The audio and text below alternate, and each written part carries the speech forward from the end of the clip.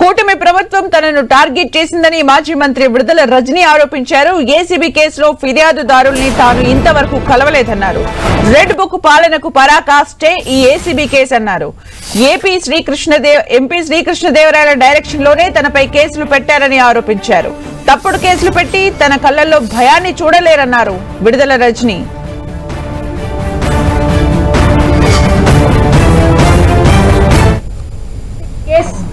నమోదు చేశారు.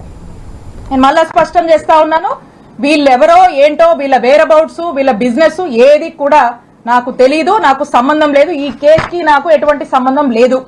కేవలం ఒక పొలిటికల్ క్లౌడ్ తో దీని వెనకాల కొంతమంది ఉండి, వాళ్ళ వెనకాల కొంతమంది ఉండి చేస్తున్నటువంటి, విడుదల రజనీని టార్గెట్ చేస్తున్నటువంటి ప్రయత్నంగా రెడ్ బుక్ పాలన పరాకాష్ఠగా ఈ కేసుని ఈ రోజు చూడాల్సినటువంటి అవసరం ఉంది అని తెలియజేస్తారు. ఇక్కడ ఒక డైరెక్టర్ ఉన్నాడు.